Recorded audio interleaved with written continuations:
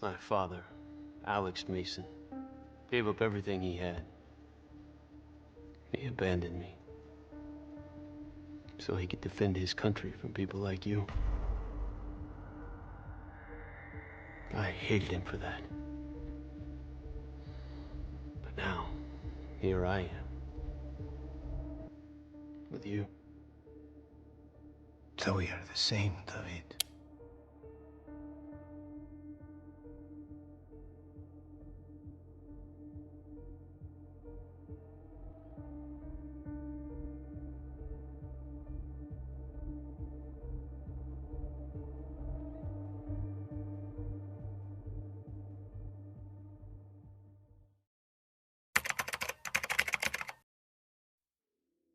The year is 1986, towards the end of the Cold War, where, similar to Black Ops 1, we take on the role of the familiar CIA operative Alex Mason, except instead of fighting for the United States, we are instead assisting Joannes Savimbi, a prominent historical figure most known for leading the Union for Total Independence of Angola, or UNITA for short, in his fight against the MPLA, a known organization which is backed by the Soviet Union.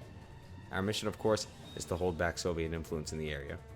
We engage the enemy as Savimbi rallies his troops in what can only be described as one of the most iconic openings in a game ever. The motors have stopped! Take me inimigo! Here they come! Here they come, my brothers! Fight, my brothers! Mason, Savimbi, and the rest of UNITA are able to defeat the MPLA. As a familiar face flies down from above, one of Savimbi's men informs him the location of a recently captured soldier, very near and dear to Mason and players alike. One of the most iconic men in the Call of Duty franchise, Sergeant Frank Woods. He is not yet defeated. That's a very dangerous rescue, my friend. Where is he? He's being held captive by a Nicaraguan gun runner. A very dangerous man. Where? About 2 miles north. He's on a transport barge on the Cubango River. He may already be dead. Let's go, Hudson! Savimbi tells us that Woods is being smuggled by a mysterious Nicaraguan gunrunner by boat in the Cubango River. Mason gets in Hudson, yes, the same Hudson from Black Ops 1's, helicopter, and they fly to get their boy back, although things don't exactly go as planned. Fire!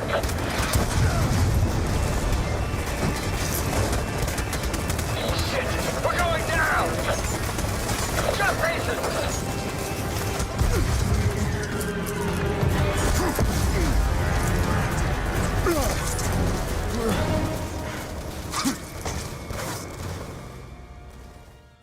After eventually getting shot down and having to jump on deck, we watch as Alex and Hudson fend off the pursuing troops with whatever weapons they can find on the boat.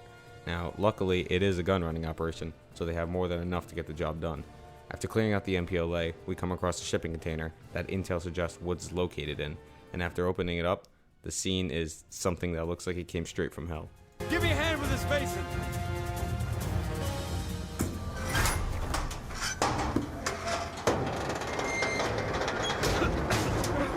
God. Woods, are you in there, brother? Bodies are badly decomposed. These men have been dead for weeks.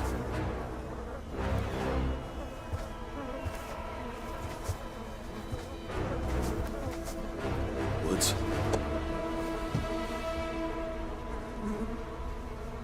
Frank?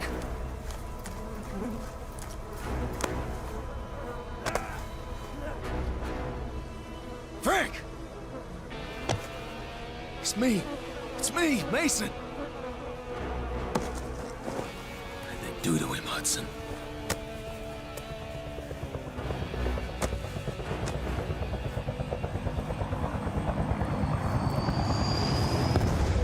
Shit! We got Hyde right on us! Get Woods to cover! Come on, boys! Whoever got Woods in this situation is clearly a pretty messed up guy. I mean, we can see it's definitely taken its toll on Woods. Like, did you see when Mason wakes him up? He seems genuinely afraid, with Mason even having to reassure him that it is in fact him and not whoever has been torturing him for all this time. Woods passes out, and just as it all seems okay, the three are ambushed by pursuing MPLA forces. As the three desperately fight them off to make it to land, they realize that they are not safe, in fact, far from it. The three manage to find themselves in a child soldier training camp. Hudson and Mason, not exactly keen on killing children, and taking into the fact that they are outnumbered, the three opt for a more tactical and sneaky approach. After walking through the camp, Hudson comes up with the idea to use the upcoming radio station to signal for evac, so he takes Woods and tasks Mason to go on ahead and use the radio.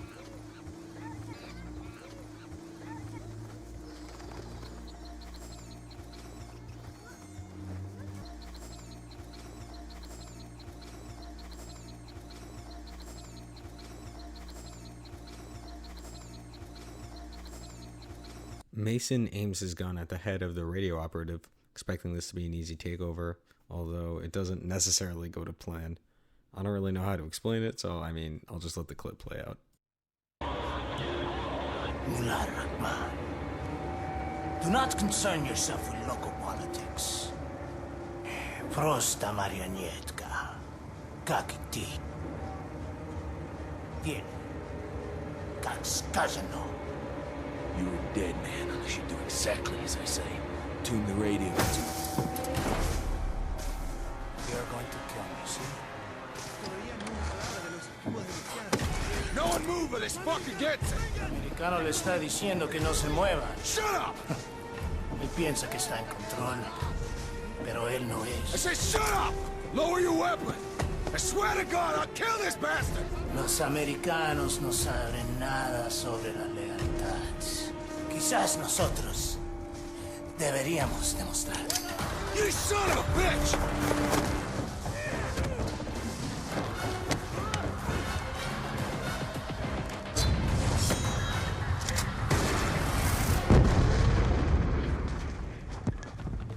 Hudson, we're moving! Get to the beach!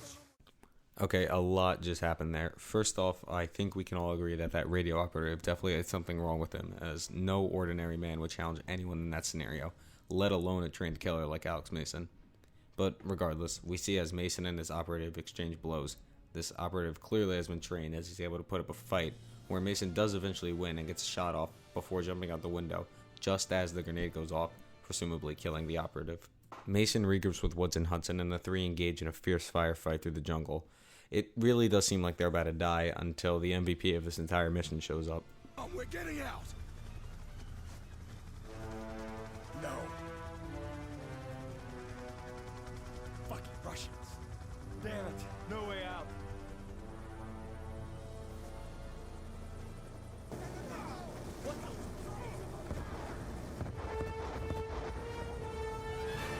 You thought I would leave you? Huh? Hurry! Come!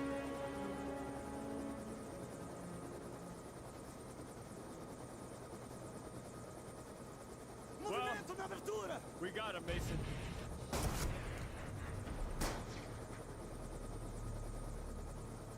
Can't kill me.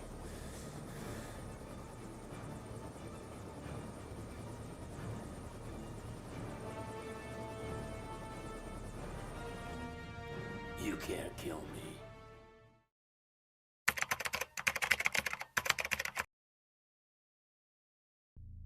We cut to Woods and Mason teaming up with Chinese operatives opposing Russian-funded operations in Afghanistan, and during a not-so-heated interaction, Take it easy, Sal! the Chinese man informs Woods and Mason that he can take them to the leader of the Mujahideen, who has information on a man named Raul Menendez, who is actually the same radio operative we saw in the first mission. However, during the time passing, as revealed by Woods, the CIA had killed his father, and now he wants payback. In this time frame, he has built himself up as a bit of a drug lord, smuggling cocaine, and it's Mason and Woods' job to stop him, as they're the only two men who have interacted with him. However, because nothing can ever be easy in these games, the US and Chinese have struck a deal, as before we get the intel on Menendez, Woods and Mason need to help these Chinese revolutionaries fight against the Soviets in one of my most favorite fight sequences in the entire game. Seriously, this game has really cool horse combat and I wish they used it more. But anyways, after taking out Russian tanks and soldiers, Mason approaches one last tank and encounters a ghost from his past that some of you may know.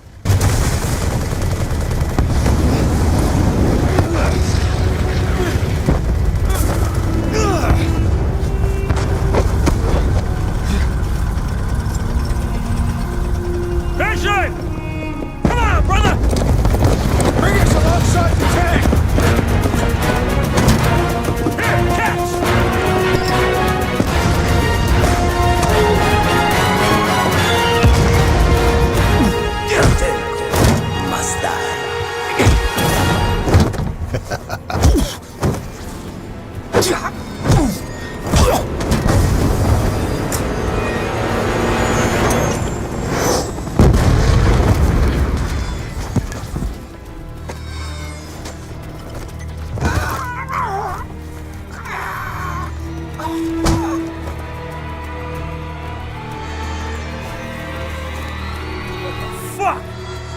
fucking Kravchenko! I'll spare the details as this is primarily the Black Ops 1 story, and that's a whole nother video for another day, so I'll just summarize it quickly here. Basically, Kravchenko was one of the 3 men involved in brainwashing Alex Mason to kill John F. Kennedy. However, when it didn't work, he was sent to Vorkuta, where he met Reznov, who basically reprogrammed him to kill Kravchenko along with the other 2, those being Steiner and Dragovich. In Black Ops 1, Mason kills the first 2, however Kravchenkov's fate was left undecided as him and Woods fell out of a window and exploded.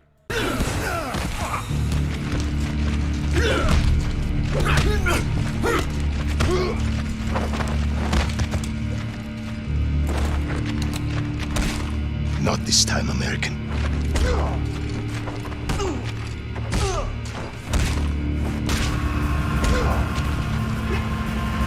You again. I should have killed you in Vorkuta. Got you now, you son of a bitch. You will die in the city.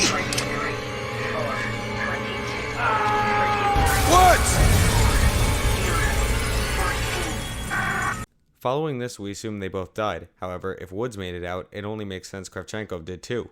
And it seems he was the one leading these operations in Afghanistan. So after Woods knocks him out, what else is there to do but interrogate him? Fuck out of my way. I got unfinished business with this bastard.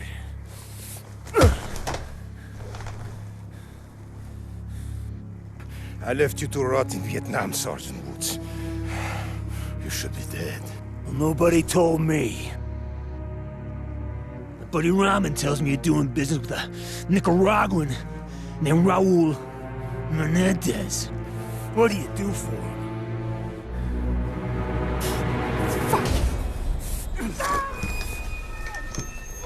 You believe in an eye for an eye? Huh? This is a mujahideen, baby. They'll bury you up to your neck, peel your eyelids back, and leave you to fry in the desert. I'll take you out quick. Tell me about Menendez. I sell him weapons. He sells weapons to Menendez. Well, off rip, I mean, we learned that he's tied to Menendez, so Mason and Woods are going to do whatever they can to learn anything they can about this Nicaraguan drug lord that's causing them so much issues.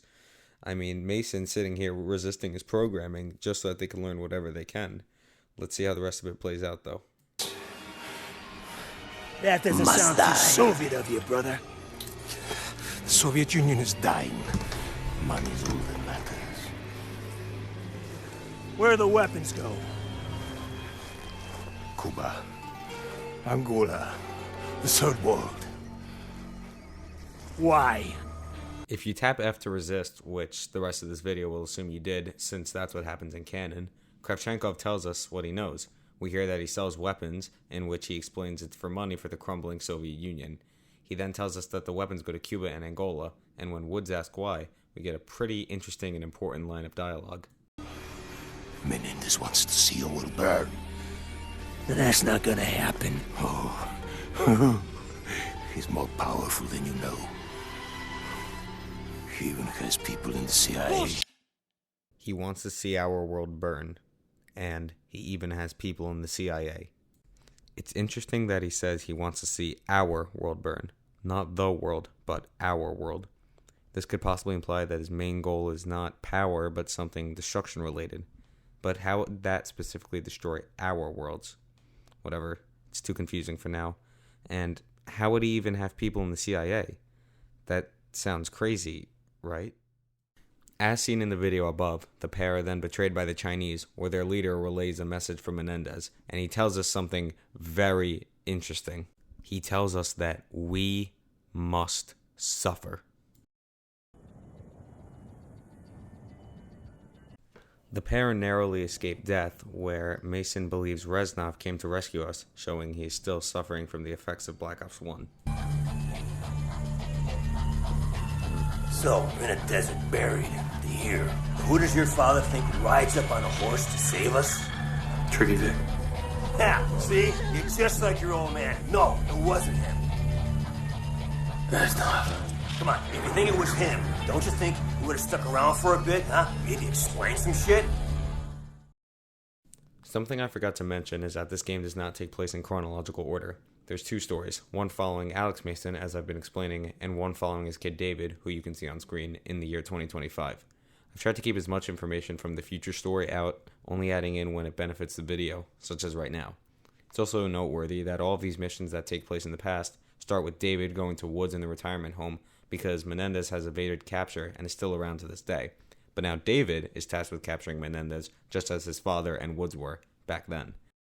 We cut to a scene of David and Harper, a character I'll talk way more about later, boxing, and we see David getting flashbacks to the night his father died. However, both him and us don't know why he's seeing them now.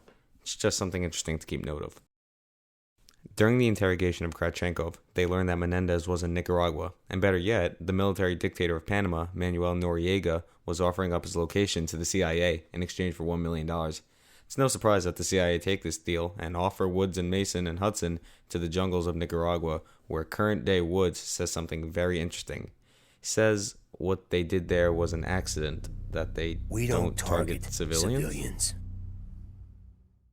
As soon as I give the order. Give it. Avance!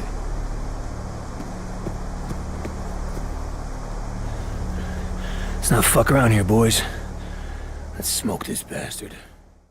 Welcome to Wasa King, Nicaragua, the current location of Raul Menendez, where Mason, Hudson, and Woods, along with Noriega, are ready to make an assault on his compound and finally end this ever-growing pain in their ass. Woods clearly wants to kill Menendez more than the rest, adding how he wants to smoke this bastard, which, I mean, could you really blame him? He was tortured in a shipping container for months by the guy. Of course he wants to kill him more. Switching back to Mason, it seems we are spying on Menendez, where one of the most interesting things in the entire game happens.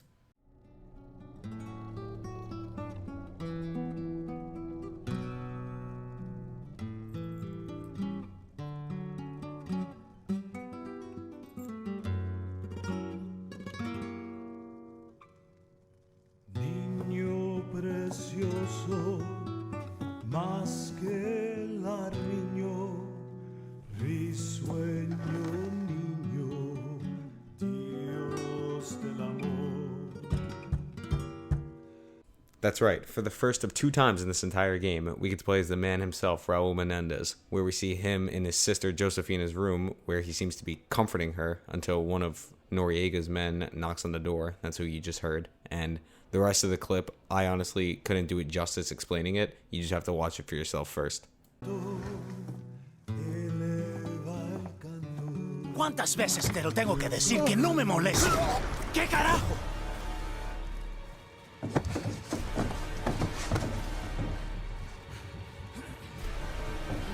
Si tocas a mi hermana, te lo juro que te mato. ¡Josefina! Este es un monstruo. ¡Animal! ¡Quítenlo! ¡La hoja de remate! ¡Denle un sedante! ¡Téngalo quieto! ¡Rápido! Josefina. This scene is the first time we see who Menendez truly is. Menendez isn't just some mindless killer. He's a man who has values. I mean, look at him. He clearly cares deeply for his sister. Did you see what he did to that soldier? That was nothing short of a massacre. He's not your typical antagonist who's pure evil, but someone who cares about things just like you and me and has his own set of morals. There's so many little things in this scene that just scream humanity to me. Like, when that soldier throws her into the wall, he calls her an animal, or calls him an animal, and he brutally kills him. What makes this scene so interesting is that many people would agree that that's kind of reasonable, and I think many of us would do the same for our family. Maybe not as brutally, but nonetheless, I know there's a lot of people who would still kill for their family, and I think we all agree that that soldier, calling him an animal is a bit of an understatement. But moving on, it takes 3 men to sedate him in this enraged state, and the last thing he says before he passes out is his sister's name, highlighting how even in a state when his life is in danger, he only cares about the well-being of his sister. Menendez wakes up tied down to a chair where we think he's going to be killed, but things don't exactly go as you would expect.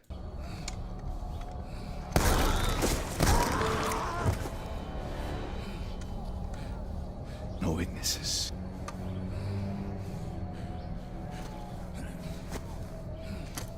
You saved your life. You should be in American hands by now.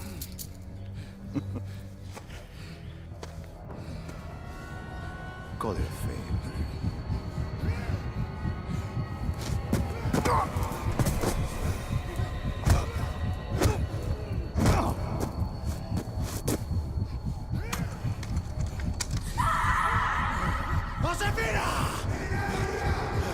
For the rest of this part of the mission, we push through playing as Menendez with this red hue over our screen, along with the sound of a heartbeat ever present in the background to show how angry and hyped up we are right now. The first few kills do this slowdown effect, and the blood is extremely high contrast, probably just to highlight the brutality. During your time as Menendez, you have infinite HP and run faster. All this to sell the fact that you are this unrelenting force. As you push through the mission, you encounter hundreds of soldiers, but are able to kill them all effortlessly. And just as you think things couldn't get worse for Menendez, you make it back to the compound and encounter Woods and Mason in the hallway, where you're taken from behind by Hudson.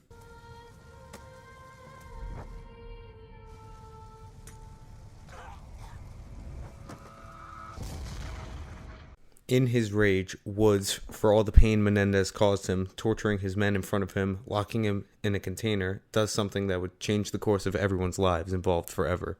Woods pulls the pin on a grenade and throws it down the hallway. However, he's off by a little and bounces off the wall, and it goes into Josefina's room, killing her in the blast. We get a second half of the mission where, instead of playing as Menendez, now we're playing as Mason with Woods and Hudson. And it's all pretty much the same as any Call of Duty mission, just fighting, until the end, where we get to see the same grenade scene, but from their point of view.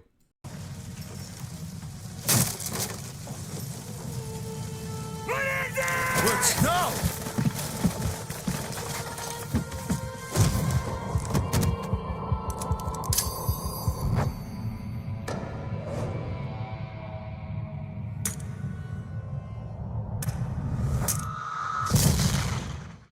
Mason held Woods back, trying to stop him, as he knew there was an innocent life in the room from the reconnaissance work done earlier. However, Woods, in his rage, did not care, and he throws a grenade regardless, the explosion knocking everyone out. And when Mason comes to, we see Noriega's forces taking away a body bag, which Hudson says has Menendez's body in it. Get him out of here. What happened, Hudson? Where's Menendez? That's him, in a body bag. From this point on, the day never happened.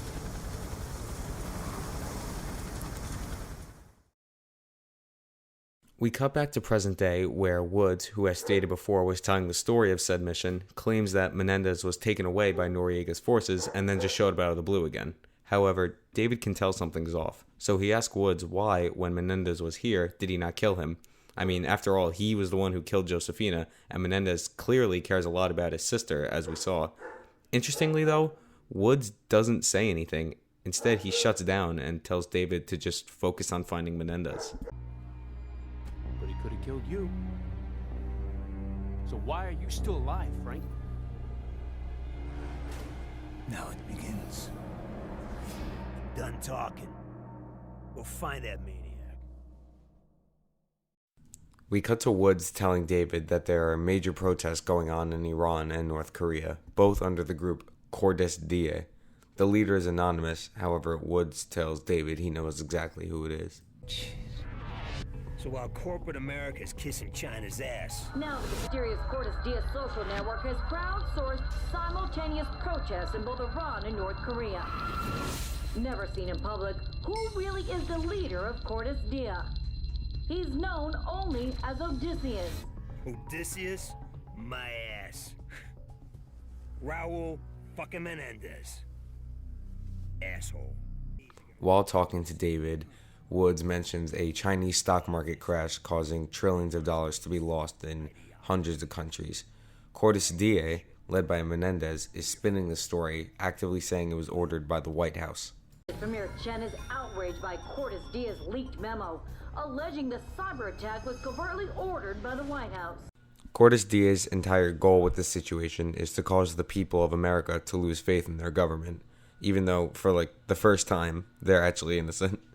Woods tells us that billions of people now think Menendez is the good guy. Right now, 1 billion people believe that Raul Menendez is their savior. Guess what, boys? He's not. You better take him out pretty fucking quick.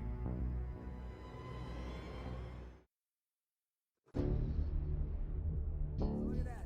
Menendez got a whole private fucking army hidden out there. Cubans. Elite rank. State-of-the-art tech. How many followers does Cordis Die have right now? What, 1 billion people? Try 2 billion. You'll never believe their leader's a terrorist. They think Menendez is their savior. They've got a hell of a disappointment coming. That's all I could say. Time to go see what Menendez has got hidden down there. Finally, we can talk about the future missions. Okay, David and his best friend Harper in the Hikakabo Razi Mountains are inspecting Menendez's private military army. They want to know just exactly what Menendez needs all this protection for. So they do just that. They go in, they take out soldiers, they breach the underground lab, and they find something extremely interesting. Please, don't hurt me. Okay, come on out. This lab is linked to a known terrorist. You start talking or I will hurt you. My name is Eric Briner. I'm a magnetometrist. Yeah? And what is, Menendez's interest in you, buddy? They brought me here to process the Celerium. It's a new, rare earth element that will render all existing microchip technologies obsolete. They're coming. Get me out of here alive. I'll give you everything. Down! If you don't know, in the modern age, microchip tech is what's used in missiles and drones, and basically it allows them to work. These weapons make up a big portion of the United States and most countries' military strength. So if the Celerium can just make it all obsolete, Menendez would be untouchable. However, there's definitely more beneath the surface. Follow me!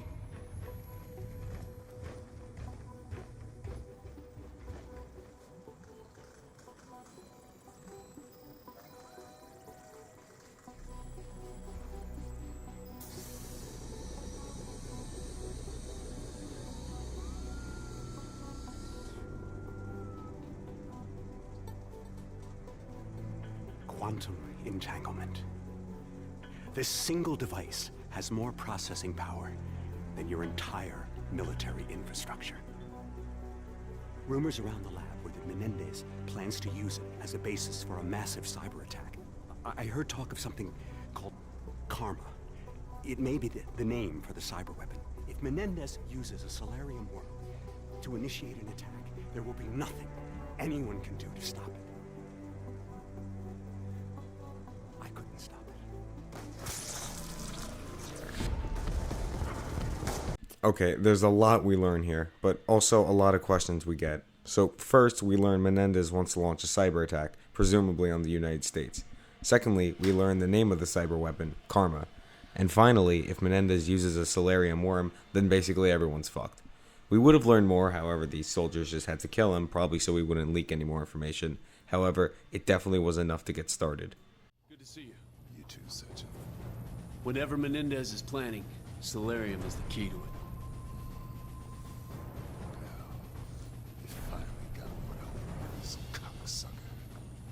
He's just a man, Admiral. He'd like you to think he's something more. But he ain't nothing but a sad, old, pitiful excuse of a man. Admiral on deck! This next mission is one of the first Strike Force missions. There's 4 of them in the game, and they are basically just Bloons tower defense in Call of Duty Black Ops 2. The story behind them is not allowing Menendez's plan of Russia and China teaming up to happen, although the effects of them aren't really that big on the story until later on. So I'll just sum them up as David Mason and friends going on to stop Menendez's plans in different parts of the world. Alright, let's move on. This freighter's jam-packed. Following Woods telling David the events of Time and Fate, we are put into another Strike Force mission. This time, the lore is stopping Menendez from getting missiles that could blow up the USS Obama, which is the military's largest aircraft carrier. Anyways, David does this mission, and there's not really much to say, so we're moving on. Admiral Briggs shows David a clip of a man named DeFalco, who JSOC's undercover agent in Menendez's ranks, Fareed, explains is Menendez's number 2. It's then told that a JSOC whisper drone found DeFalco at an abandoned prison in Pakistan, and Harper tells us how drones have been going down over Pakistan. David hypothesizes that it could be a Karma, the cyber weapon that Eric told us about in the Celerium mission, that is taking these drones out. David and Harper, along with Salazar, who's basically their Hudson, their number 3, decided to go investigate in Pakistan, but not before a little boxing match to blow off some steam, where Harper, in friendly banter, accidentally triggers a crucial point in order to understand the story. I'll just let it play out. What did you just say? Comes for what? These flashes I'm getting. Die. I know I was kidnapped the night my father died, but I never seen. It was Menendez. Did he kill my father? Okay, look, you know Woods raised me after my father died, right? But Woods always told me it was just some nut who did it, some drifter. What the hell's going on? We see Menendez was the one who kidnapped David and potentially even killed Alex Mason, his father, and he says that it's for Josefina, showing he's definitely still mad about what happened. Was he going to kill David? What happened that night?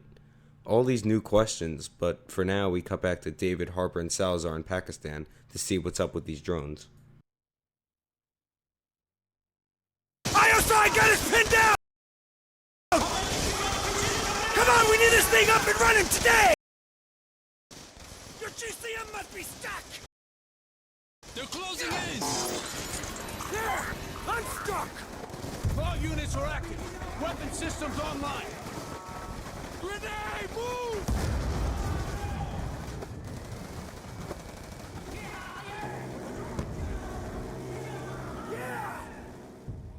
Fallen Angel, the next mission of the game, takes us through the flood streets of Pakistan, where our guys have to find their way through, killing hundreds of soldiers and having to sneak past the helicopter in what can I say is a very tense and very rare stealth sequence for this game. Mason and Harper have to dodge their way past all enemies and are going to spy on Menendez and try to listen into what he has to say. Admiral, we're in position. Well done, Commander.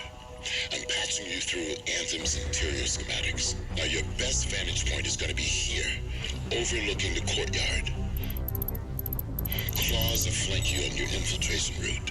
Now, these boys are all you got, so if you lose one of them, you're on your own. And you keep your eye on that patrolling drone, son. If that cocksucker gets a bead on you, you can run, but you'll die tired. If I choose to run, Admiral, it'll be right at him.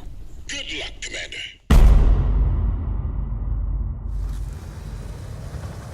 The rooftops will give us a better vantage point to locate Menendez.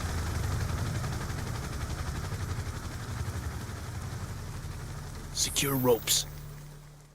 During this short time, we get to listen to Menendez speak, but we do learn quite a few things about him if you really listen. Like, one of the most important things that I never see anyone talk about is how he addresses the US and China as imperialist. They care nothing for the suffering of their people. Neither do the Americans or the Chinese. They care. They care for their own interest, nothing more. Believe me, my friend. Your help will ensure the complacency of the imperialists comes to an end. The term imperialist, and by extension imperialism, comes from the 1800s, defining countries that would take over other countries with military force and use them for their own gain. The main country everyone thinks of is England and what they did to India, fully taking them over, dubbing them the British Raj. So many innocent people died during that, so it's interesting that Menendez refers to a modern-day United States as an imperialist. Personally, I believe it's because Woods, and in turn the CIA, are responsible for the death of his innocent sister, but you can never be sure. We continue the mission following Menendez, listening to him speak, and all is going well until something unexpected happens. Of course. Not only am I aware of the infiltration,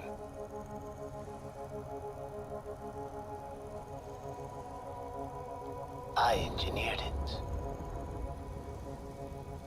God damn! He's onto a section! Look out! Grenade!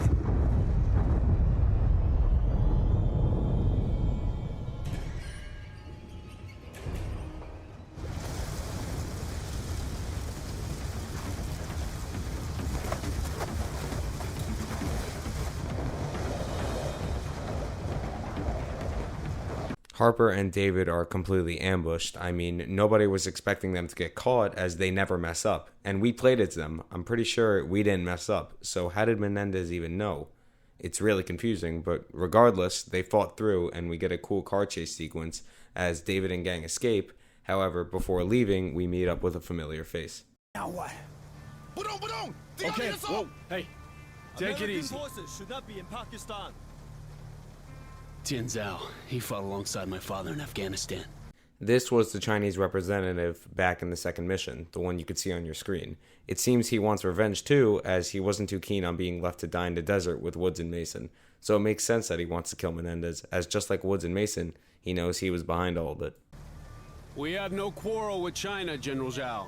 Our only interest in Pakistan is Raul Menendez. Then we have something in common.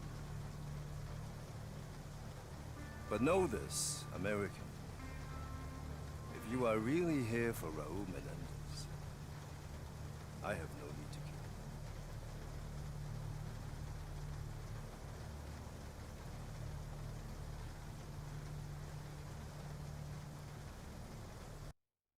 Welcome to Colossus, a huge resort with personalized ads, big trees, pools, and even its own army.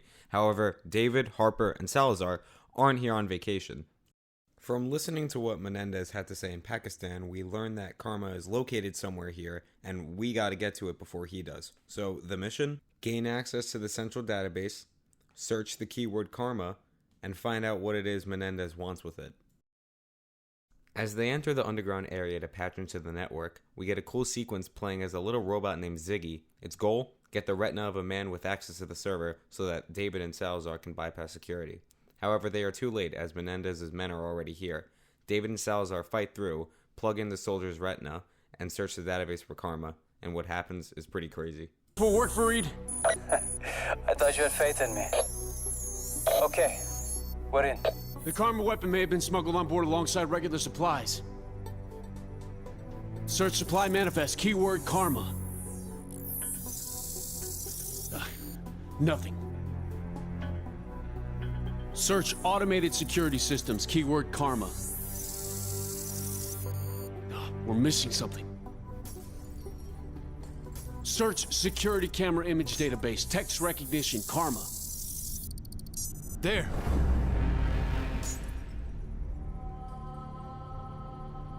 Karma isn't a weapon. It's a woman. Chloe Lynch, former employee of Tacitus, recently resigned. Now we know her name. We can track her location on the ship. Upstairs, Club Solar. Karma isn't a weapon, it's a person, Chloe Lynch, who, based on her background at Tactus, which is a company that sells technological defense systems, probably is needed for her skill set to be able to launch a cyber attack effectively, as Menendez is a lot of things, but he's not a computer science major. Especially with how cooked the market is right now, I honestly don't blame him. After fighting their way up, they find Chloe in a club named Club Solar, where Harper tries to warn her of terrorists coming for her. However, they are too late and DeFalco gets there and takes the whole place hostage, threatening to kill everyone unless Chloe give herself up. Unfortunately, against David and friends' wishes, she does. No! But fortunately, this leads to one of the coolest shootouts in any video game I've ever played.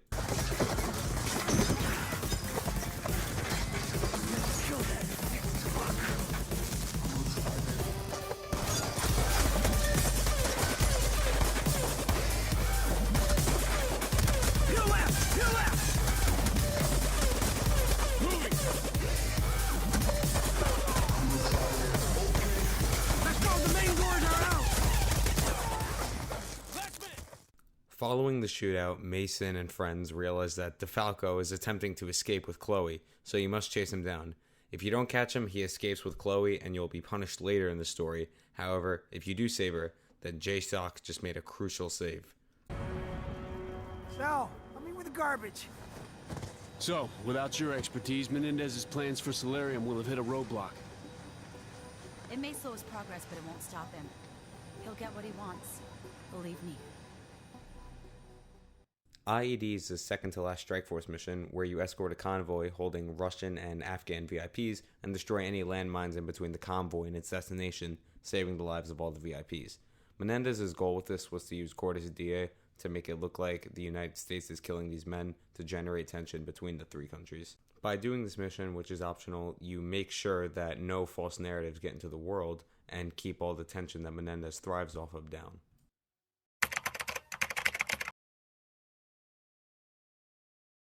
Suffer With Me starts with David, now equipped with the knowledge that Menendez was there the night his dad died, going to see Woods to ask him exactly what we all want to know. Why the fuck was he with Menendez? Woods opens with the line, "The dead don't suffer." I believe this means that if you're dead, you can't feel anything, so you can't suffer. So Menendez left David and Woods alive, so they can't suffer? How would letting them live suffer? It doesn't make sense, but we will figure it out. The dead don't suffer. That's why you and I are still here. David realizes Woods knows more than he's letting on, so he starts pressing him. Plan for you, kid.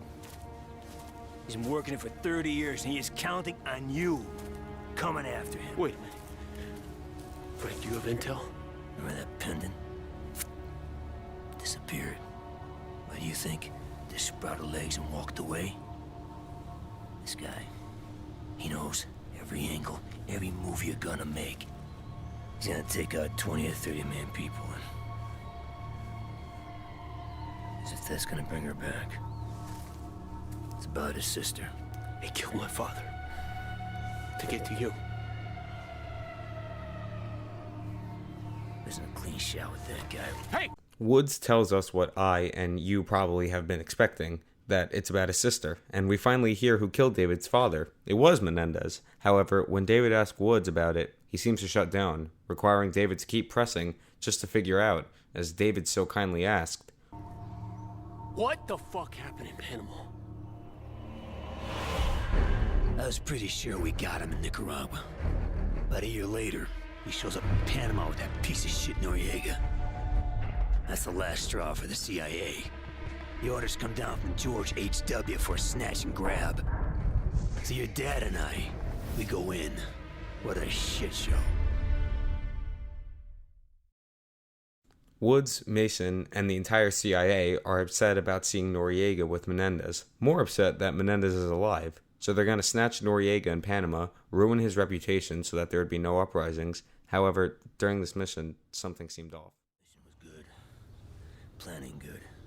The only piece that didn't fit was Hudson on the comm link running the show. Just felt off, even on the way in. Like I felt it. You know, it was gnawing at me. I just didn't look at it. Hudson, usually on the ground, was there on comms this time. While weird, it was nothing to look at. I mean, he is a CIA handler. His job is to assist these two in getting missions done. So, why did Woods feel so off?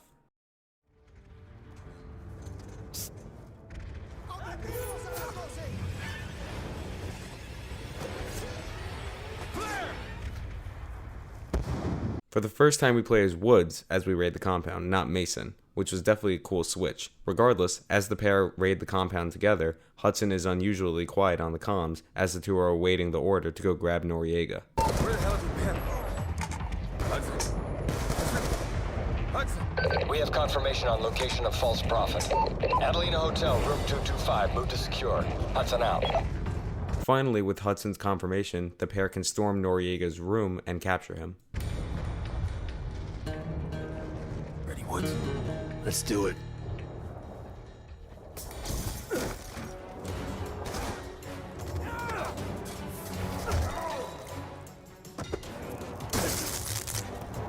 Secure him. Give me a reason to blow your head off. Come on. What are you doing? Sealing your reputation. This is not a deal. Call your boss.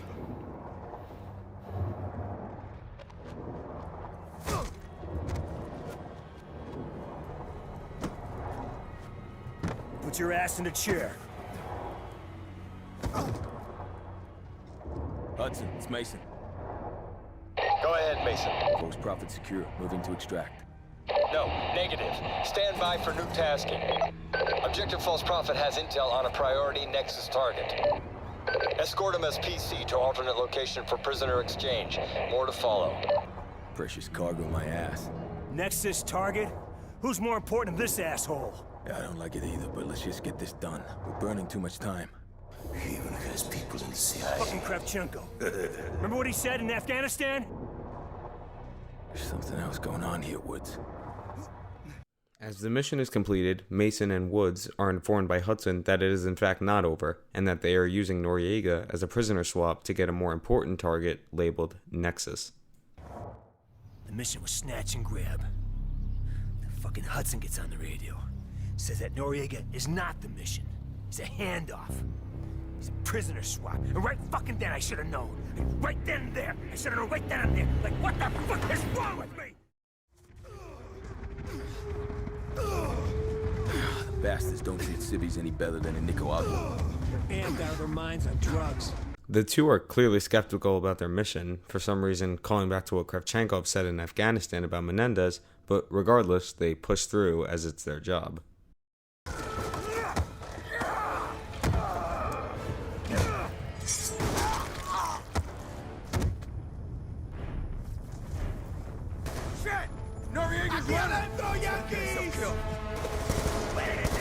As they catch up to Noriega, they grab him and they focus on bringing him to the checkpoint as they are being chased in a pretty fun chase sequence.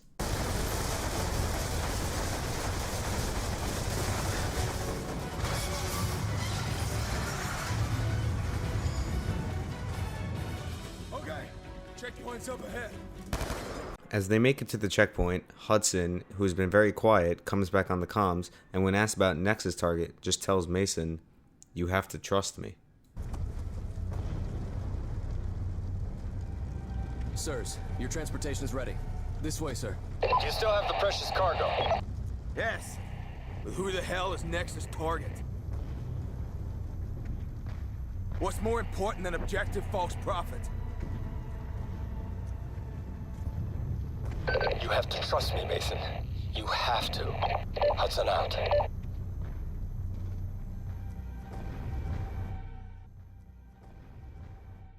It's important to note that as Wood talks more and more about the mission, he gets more angry, even talking about the chain of command, which for the two of you who may not know what that is basically a process in which orders from higher-ups get sent down to soldiers. But what would that have to do with any of this? Chain of command's fucked. I'm a soldier. I take orders, I get shit done.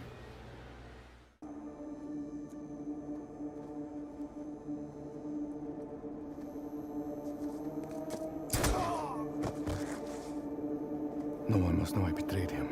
Him? Hudson, who is Nexus target? Hudson! It's him, Woods.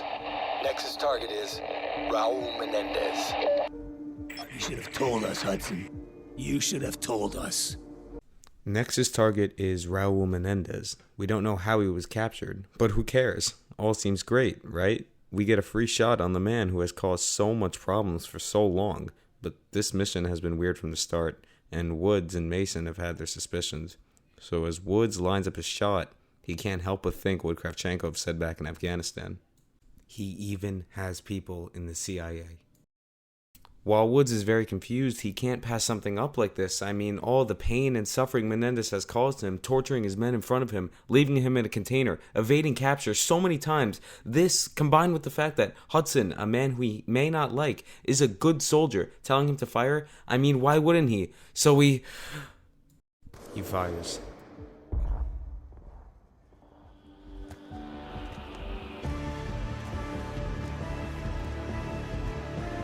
What are you looking so smug about? The fuck is going on? What's going on here? No.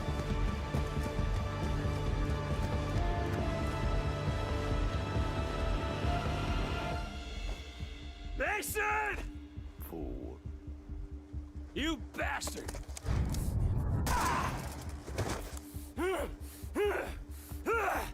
Fuck! Menendez!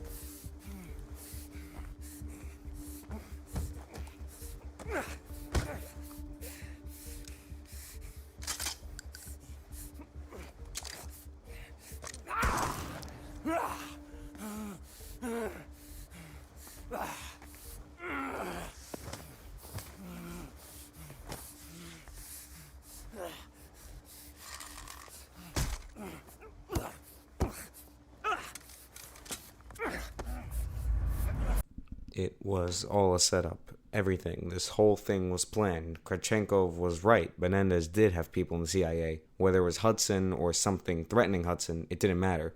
Woods' best friend, Alex Mason, was killed by his own hands. And the government, the one he swore to protect with his own life, had just betrayed him. It's in this moment we understand why Woods lied to David. Why he now hates the government. He's angry, guilt-ridden.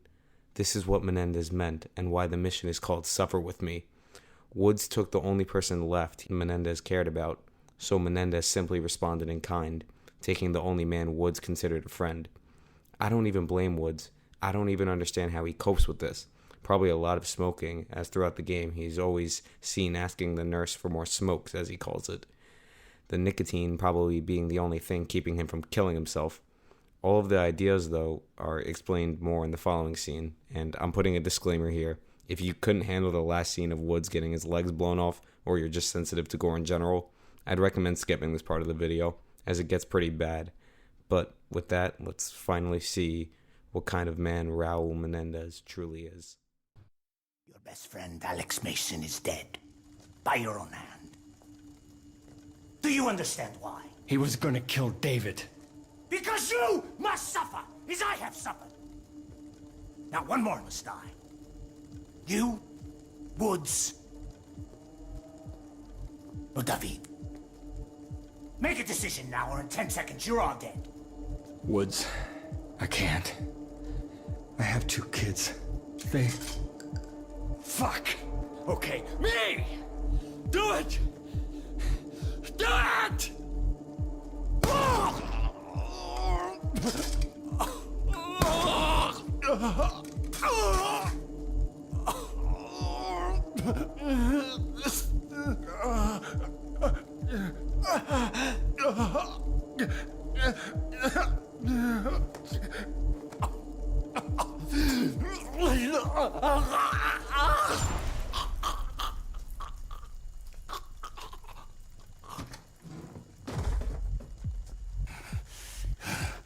Your life will be consumed by absolute loss.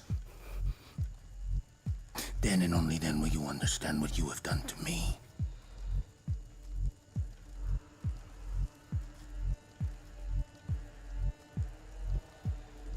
I will not kill you, boy. Not like Woods. You will suffer with me. And then one day, you will see this pendant again. And you will remember everything you saw and felt tonight. You will remember all the years of anger and pain. And when you do, David, please, come to me.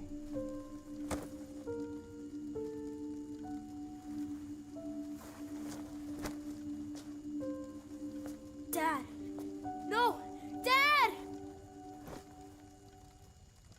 This scene shows us a lot. It confirms the notion that Menendez is doing all this because Woods killed Josefina. Menendez wasn't some heartless supervillain like he's made out to be. He was just a man who had nothing but his sister, and when the CIA took that from him, he had nothing at all, and all that was left inside of him was this gaping hole. A hole his sister used to fill, and a hole he knows will never be filled again. So what does he do? He tries to make everyone involved in the death of her suffer, to be broken just like he is. Menendez wants David and Woods to suffer with him, to know what they did to him by inflicting the same feeling on them. I mean, the only reason Woods raised Mason was due to guilt of killing his father, and Woods didn't even have the balls to tell David what he had done. That's how broken he is, and that's exactly what Menendez wants. Everyone that caused his pain to feel that same pain. There's nothing you could have done, Frank. It wasn't your fault. Me and your old man. We were the best. And we still couldn't stop him. The times have changed, old man. He's going down.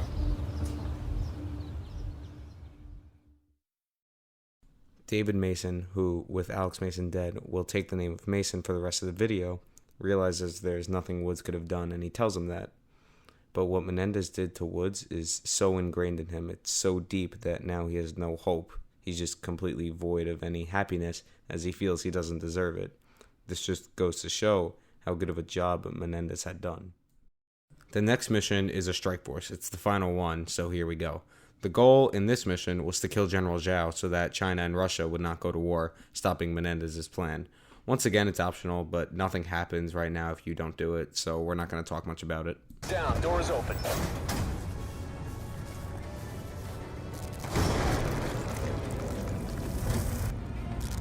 Mission success.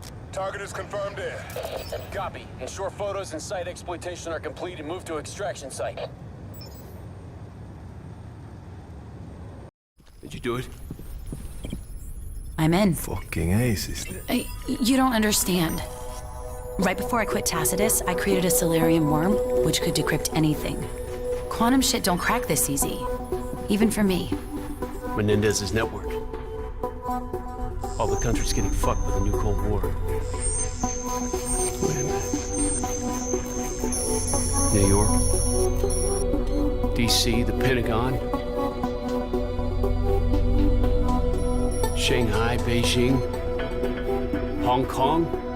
Menendez is gonna attack America and China, taking out both superpowers at the same time. Huh.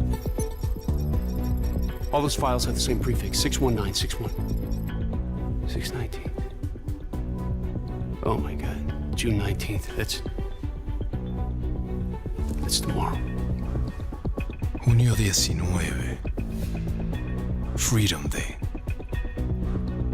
The abolition of slavery. June 19th, 1865, nowadays referred to as Juneteenth, was the day that the last enslaved Africans in Texas were told that they were free, marking an end to slavery in the United States. Menendez is using this day, as we saw, to launch a cyber attack on both China and the US, crippling and destroying them both. This plan of his is honestly completely in character. If you listen to his rhetoric earlier in the game, he calls these countries imperialist. It shows that he sees the world powers as basically slave masters and the people as slaves. This is the main idea of Cordis Die, to free the world of these superpowers, bringing an end to the almost century hold these countries have had on the people.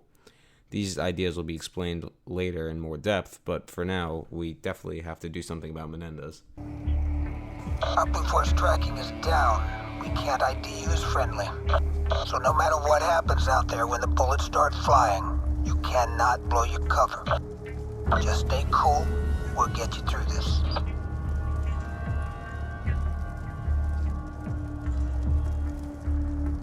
We're almost ready. We are ready. Huh? Yes. The Americans are coming, Farid. There's a traitor in our midst. But how? Who? It matters not. I'm one step ahead of you. In this mission, we play as Farid, an undercover agent in Menendez's private army, tasked with killing and keeping tabs on Menendez. Right as the mission starts, we hear how Menendez knows there's a traitor in the midst, and it's interesting he tells Farid. I mean, even Farid is suspect that Menendez knows it's him, telling Harper, who quickly dismisses the notion.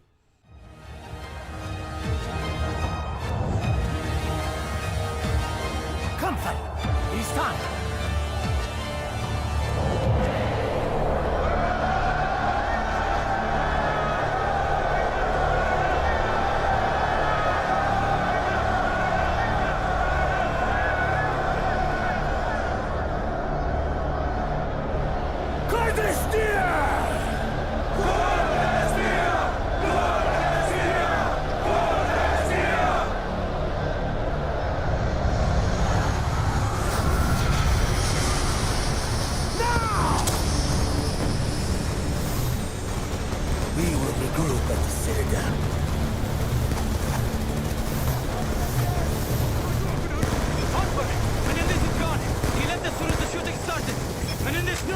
I'm sure of it. You can't be sure of that.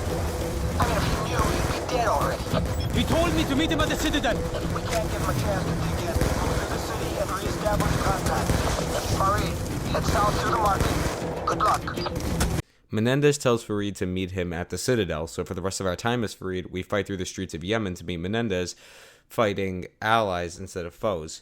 It's honestly a really fucked up mission if you think about it, as these are probably men that Farid has served with and trained with, and now he's forced to gun them down just not to blow his cover. It really goes to show how much JSOC and the United States military as a whole are willing to sacrifice just to get Menendez.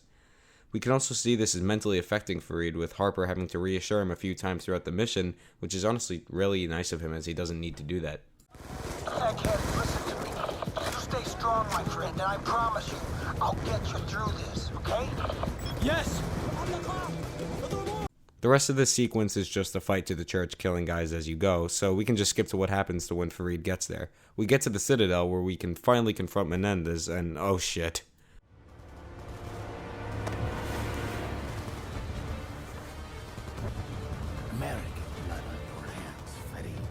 Notice how there's a question mark in the subtitles?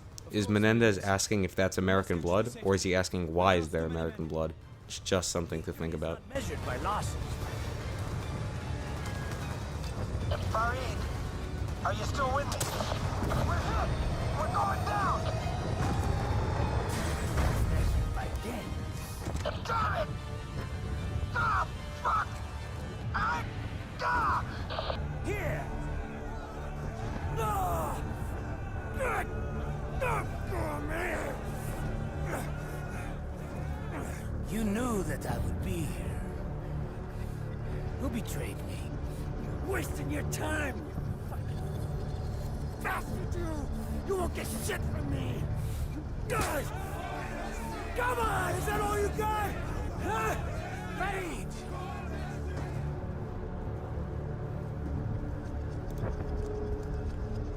Kill it. Yeah, that's it. Kill me, egghead! And you spineless piece of shit! Getting others to do your dirty work! What kind of man are you? Huh? Show your loyalty by following my orders, Fatty. Do it! Do your job. Now, Fatty! Do it! This sequence really shows the kind of man Harper is. He isn't going to give Farid up, as Harper promised that he would get him through this. This is how Harper is keeping his promise, even screaming and insulting Farid to try to make it easier for him to kill him. I wouldn't be surprised if Harper and Farid were friends outside of this. The way they talk over the comms is very casual. It seems like they have more than just a workplace relationship. Personally, I believe that they are friends outside of the military, but none of that really matters, as now Farid and the player are given a choice: to kill Harper and live, or to shoot Menendez, spare Harper, and die. I think we all know which one most players are taking. Come on! You don't get the stones to fucking shoot me! Come on, egghead! Do it!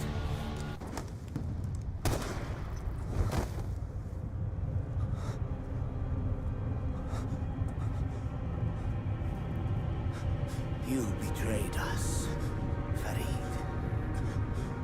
And for what?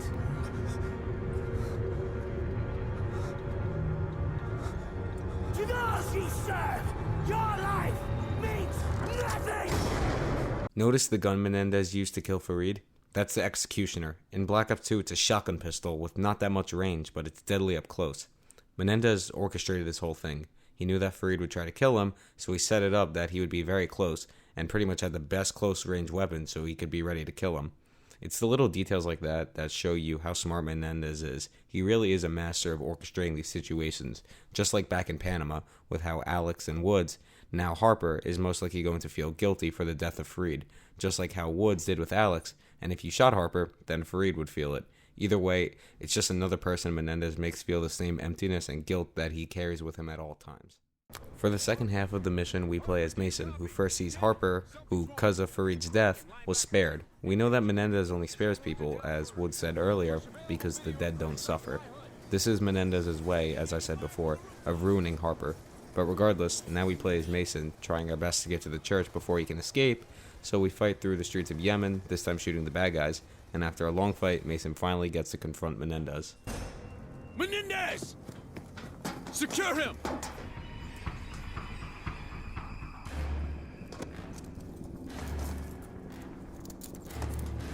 Thank you, David. Help me seek a newer world.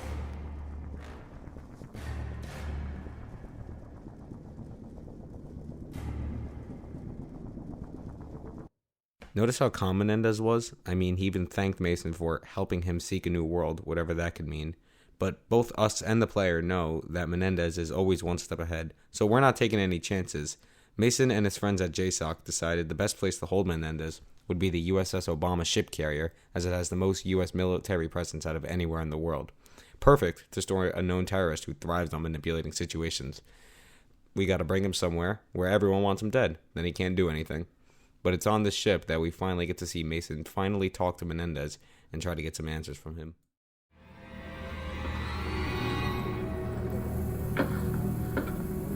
It's good you do not talk. We can take our time.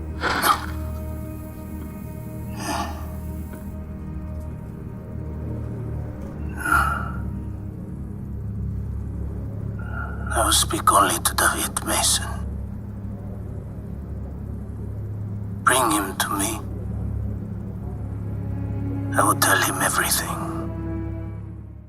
Menendez only wants to speak to Mason. It makes sense, honestly, as it definitely has to do with that night in Panama and who David is the son of. Let's be honest, these two have a history. But let's listen in. Do what you can. I'll be on the bridge.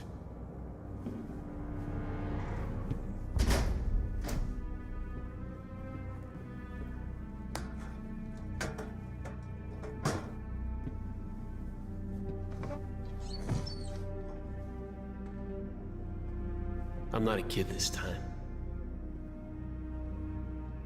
But you can go ahead and try what you did back then. Opulence is sinful and we all pay for it. Such a self-indulgent piece of shit. Stop talking in riddles! We are going to break down this interrogation scene by scene, as it really shows us a lot about the two characters at play here. So first we see Menendez, who is calm and chill, and Mason, who starts off by saying he's not a kid and that it won't work on him. He's of course referring to that weird trance Menendez had him in before he saw his dad die, and honestly, at this point, David's just fed up, as are we. We just want answers, so David yells at him to be straightforward, and Menendez finally starts talking. It was taken from me. Do you know what that feels like yet? An American torched the warehouse. For insurance money, $11,000. That was the value they placed on her life. She was the reason for me to live. What about you, David? What drives you? Is it me? Einstein once said that the economic anarchy of capitalism is the real source of evil. Your father and his people took Josefina from me. Pues, tu papá está muerto. Your father's dead. And his people.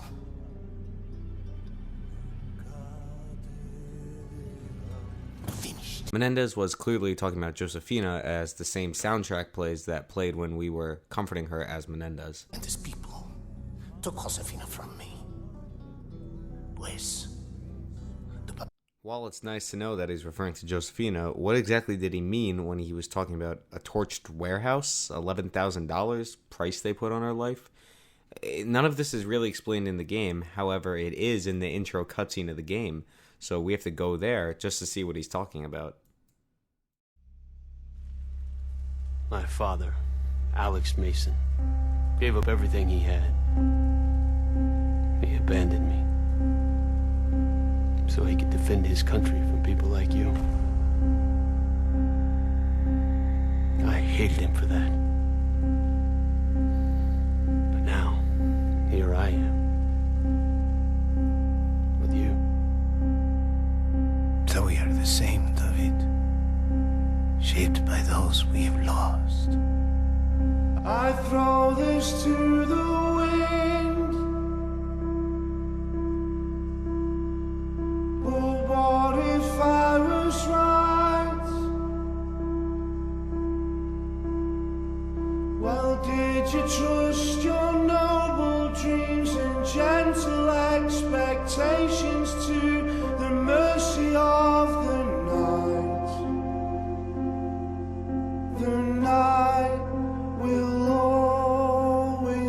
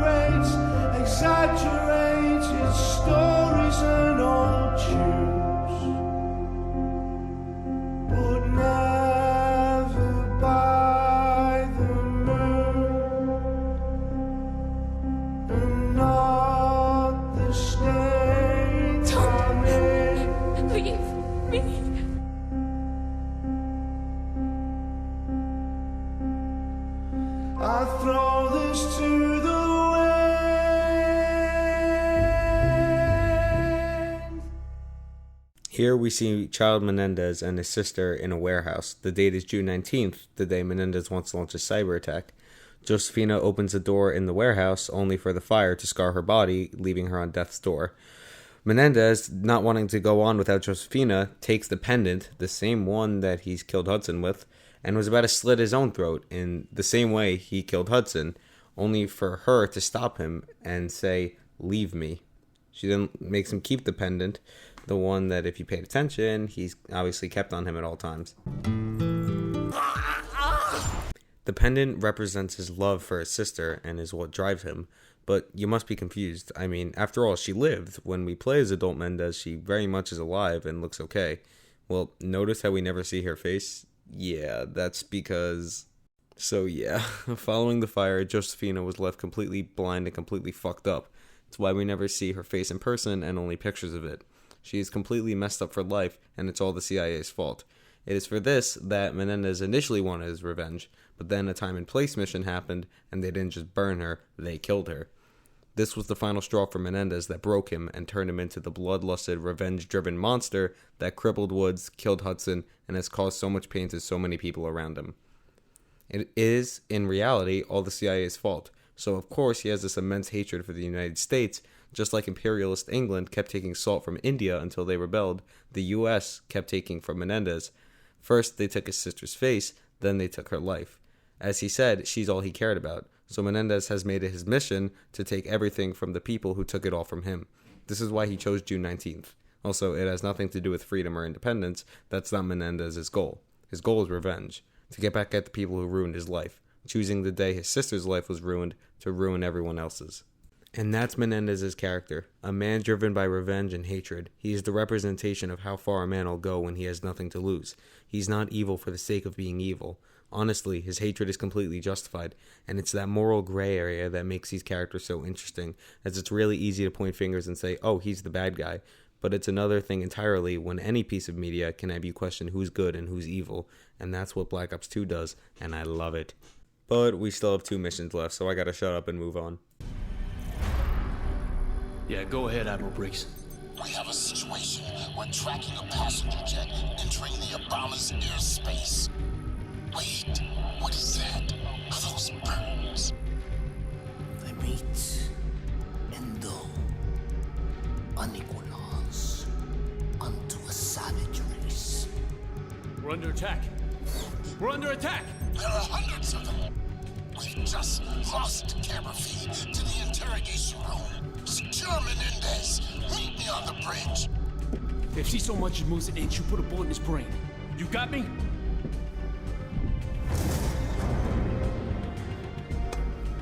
The Obama's under attack. Ensure no one leaves this room.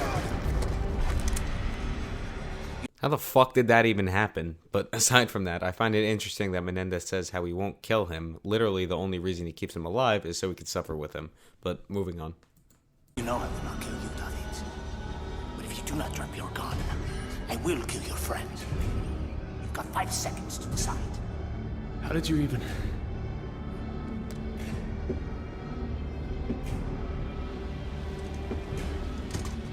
Put them on. Turn around.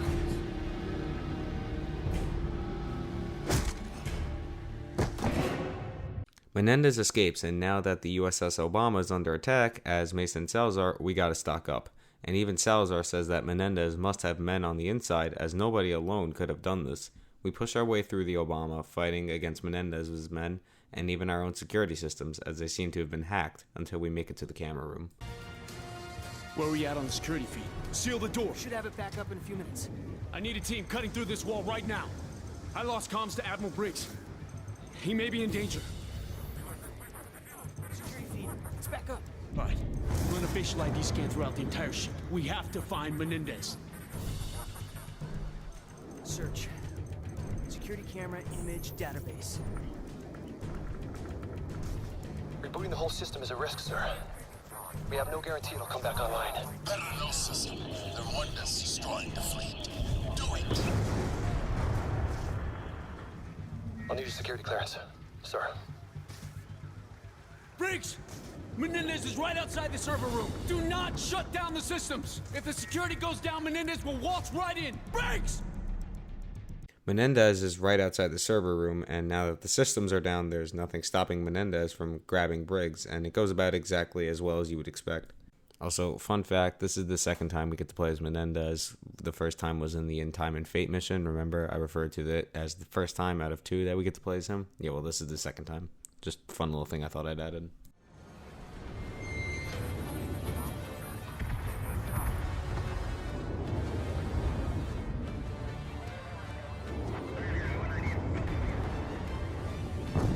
Admiral Briggs.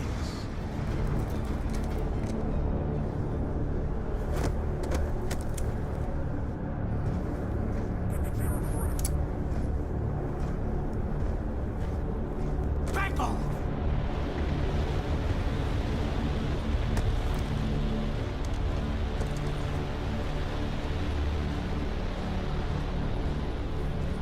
Salazar, shoot through me! Kill this son of a bitch!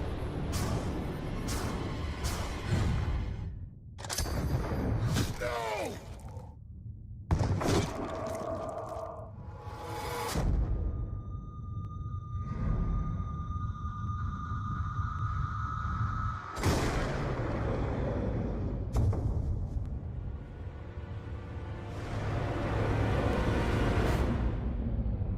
You what?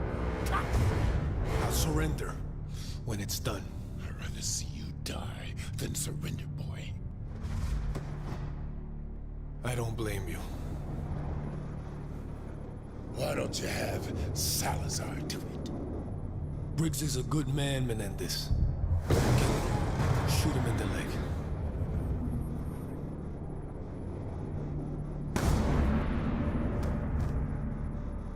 He's alive. Thank you, Ro. If we truly succeed today, Admiral Briggs will come to understand why I did not kill him. Salazar was the mole inside JSOC. He's the reason this was able to happen. When Salazar said he must have had men inside, he was projecting. It makes sense now how Menendez subdued Salazar and escaped when Mason wasn't looking. Salazar probably just unlocked his cuffs. But moving back, in canon, Menendez does spare Briggs and says he will understand why he didn't kill him. I don't know what he means here. Me personally, whenever Menendez leaves anyone alive, it's so they can suffer. So he probably wants Briggs to see his whole military crash in front of his eyes, taking everything from him, making him suffer with Menendez. See how this theme of Menendez sparing people to suffer keeps coming up? Mason, Woods, Harper are all examples of this, as Menendez knows there's fates worse than death, as he's living it. Also something to note is Salazar calls Menendez Raul, his first name, implying these two are closer than a soldier and leader, but honestly it doesn't matter. The one thing I don't get though is why did Salazar kill Karma? Don't they need her to launch a cyber attack? I thought they needed that Celerium worm thing.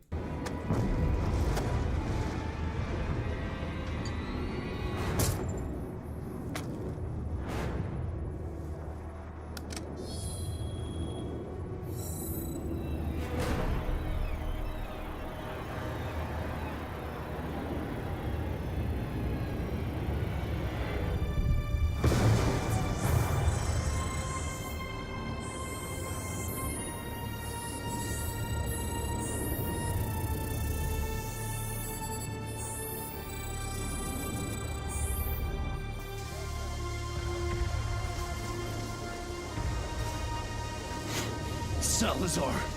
Hurry the fuck up! This was his plan. Menendez smuggled the Celerium chip on board, hacked our whole system. He's now in command of the satellite network controlling the entire U.S. drone fleet. We need to inform the Pentagon. Watch your back. Whoever compromised Salazar.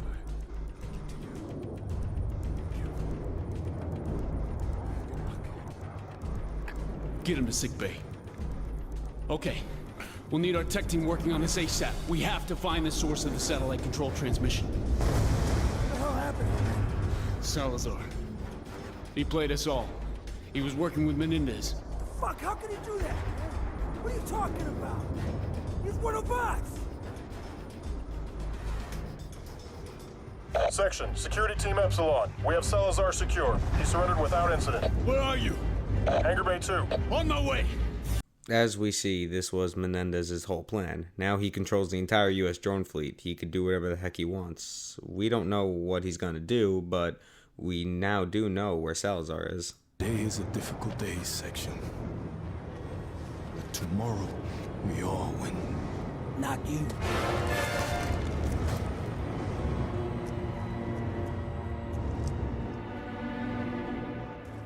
I'm with Harper. Fuck that guy. But moving on, we run across the USS Obama deck to get to a plane, dodging our own defenses that are now attacking us due to the Celerium worm. After the most hectic fight sequence in the game, we make it to a helicopter.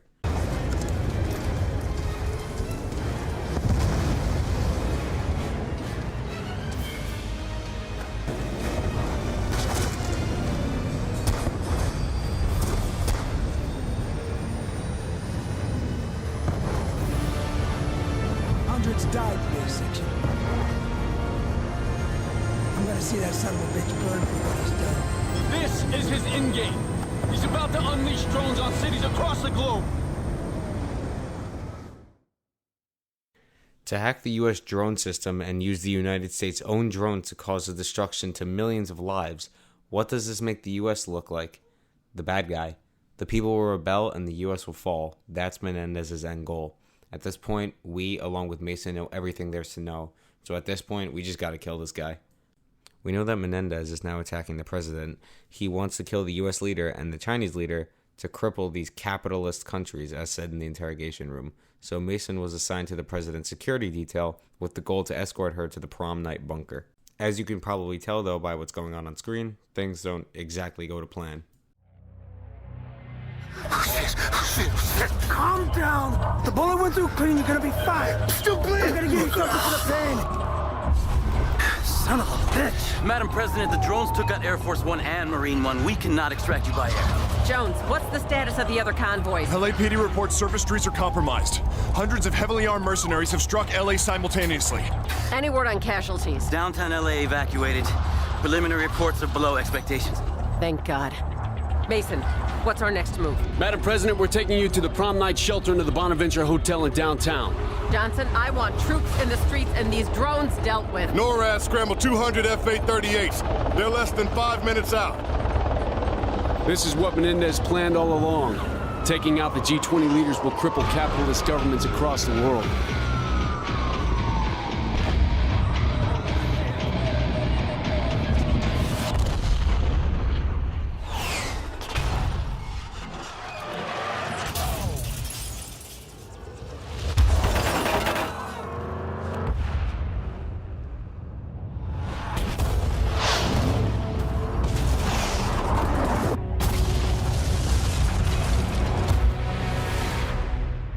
Unfortunately, there's not much to say. We kind of just pushed through Los Angeles, fighting against our own hacked drones to get the president to the prom night bunker to keep her alive.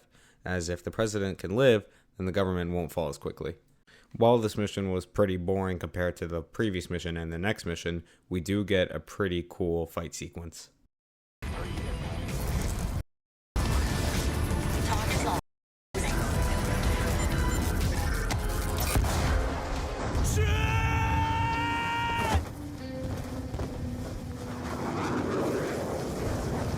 Mason took it upon himself to take out the drones in the air and provide air support for the turrets.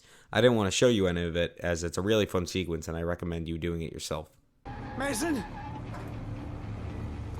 You are one crazy bastard. You know that, right? He used a Celerium device to infect our internal servers with a virus, compromising our entire military satellite infrastructure. Bad news is, the drones are still his. He's piggybacking on communication satellites all over the world. What are our options? Well, there is some good news. We've traced the source of the signals. Haiti. JSOC's in the sky right now. In T-minus 10 minutes, we'll be boots on the ground. How long before the drones get to the other cities? At the current rate and trajectory, approximately T-minus 10. Oh my God, what about China? We are launching a coordinated, simultaneous attack on Haiti. We can trust Premier Chen now. He will not let us down. Is this it? Is this the end? Madam President, may God help us.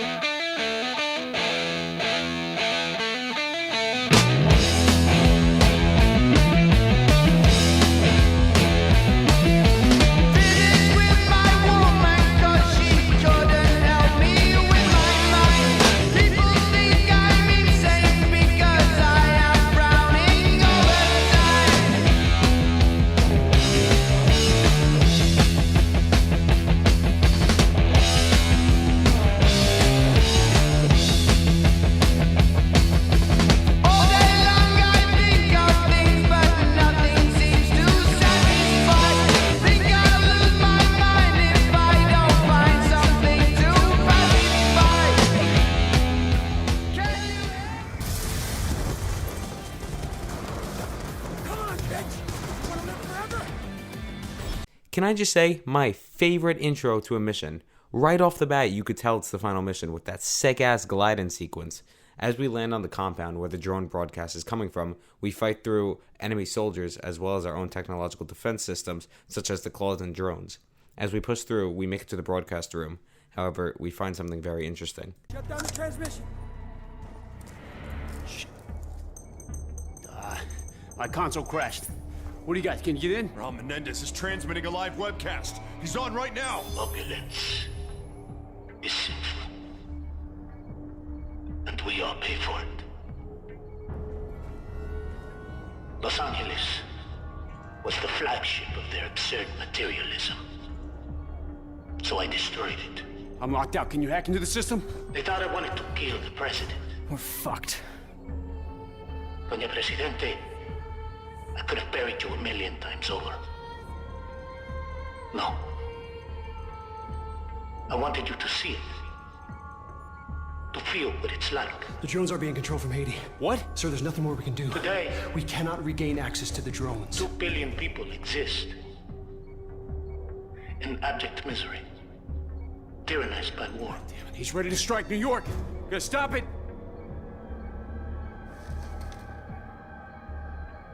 Doña Presidente. What the fuck? Your war machines are no more. He self-destructed the drones. Your military. Why? Is crippled. You cannot stop us now. Cordis Die. Rise.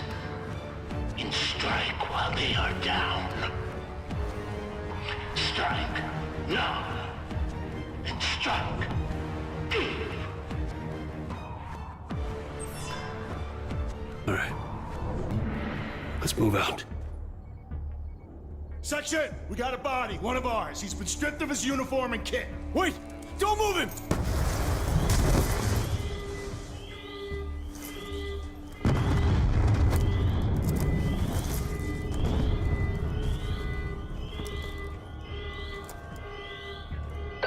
At this point in the video, are you seriously surprised that Menendez let her live? You know the reason. He wants her to suffer absolute loss as he does. At this point in the video, I've said that 1,000,000 times, so I don't need to explain why he's like that any further. But it's interesting that he didn't just destroy the US with the drones, instead allowing the people to do it by destroying the US defenses. I believe this is because he wants to show the president how bad of a job she's done as president, driving her to the same emptiness as him. But also because if it's the drones destroying the country, they can always just shoot them down. But if it's the people, I mean, what's the military going to do? Kill everyone? They really can't do anything, and Menendez knows that. But regardless, we failed at shutting down the broadcast, but we could still have one win. Capture Menendez. As we fight our way through the facility, desperately trying to get to Menendez before he escapes, the building collapses on us and the floor caves in. While initially seeming bad, this floor is actually the MVP of the whole entire game, as it gave us one hell of a shortcut to the man himself, and what happens next is nothing short of awesome.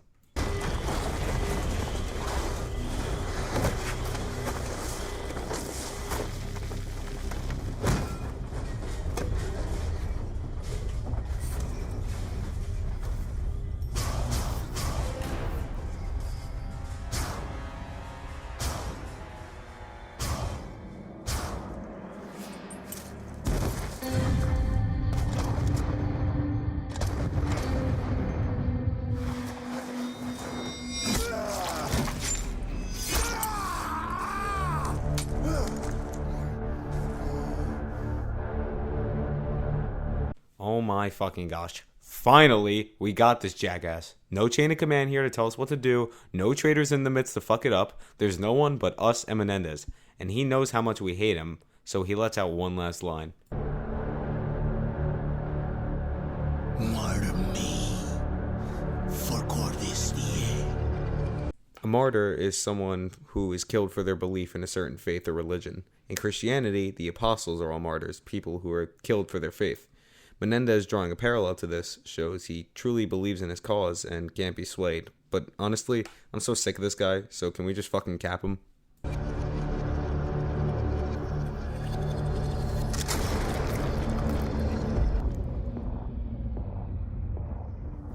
I got you, brother.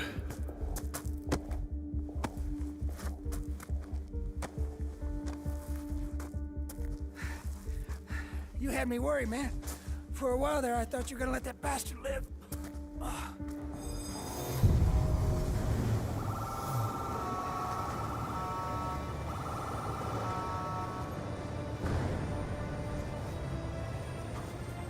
Over here!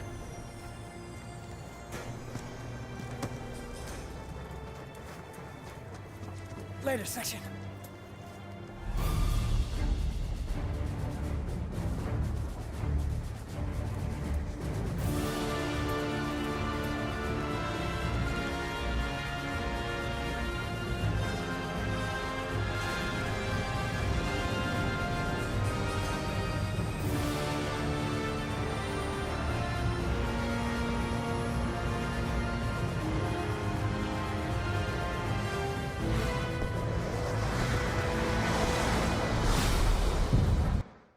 And that wraps up this game's campaign.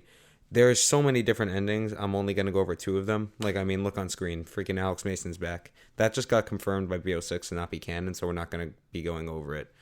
But if you shoot Menendez, what happens, honestly, is terrifying. This video is triggered to play upon my assassination. Cordis Die, you know how to proceed. My death will shine light upon ubiquitous darkness.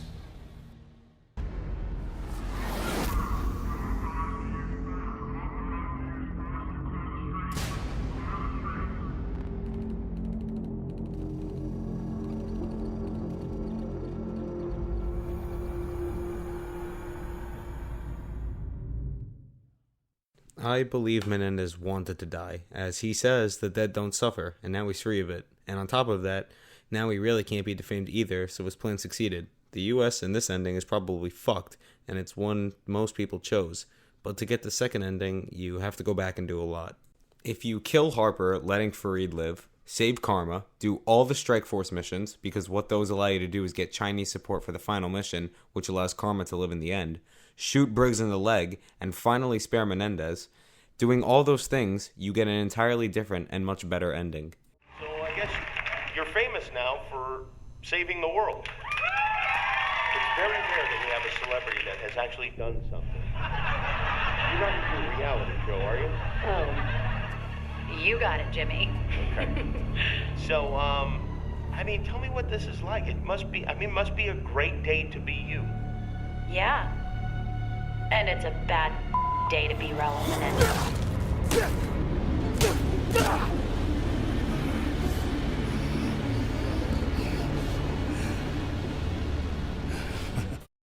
In this ending, while not being canon, I feel is the best. Menendez's plan is stopped, he's exposed for being evil, and he rots away in prison. Finally, this guy gets what he deserves, because while the world may be shitty sometimes, it's no excuse to take it out on others. Menendez's anger was justified, but the way he went about it was not, and for that, he will suffer alone in jail. He'll probably kill himself at some point, as he does in the other alternate endings, but it doesn't matter. Finally, the calamity that is Raul Menendez is stopped, and everyone can move on with their lives. The wounds will heal with time, and eventually, Menendez will be nothing but a distant memory. But what if I told you there's one more ending?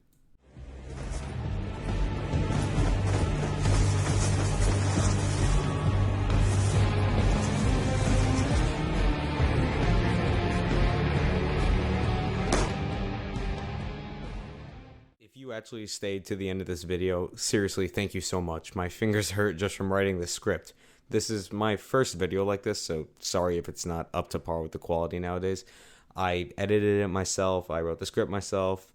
It was all very hard to do. This whole thing took way longer than I thought it would, but I really enjoyed doing it. So if you liked it, please let me know, because I would love to make more on many different games. With that, I'm going to go play COD Zombies, so see ya.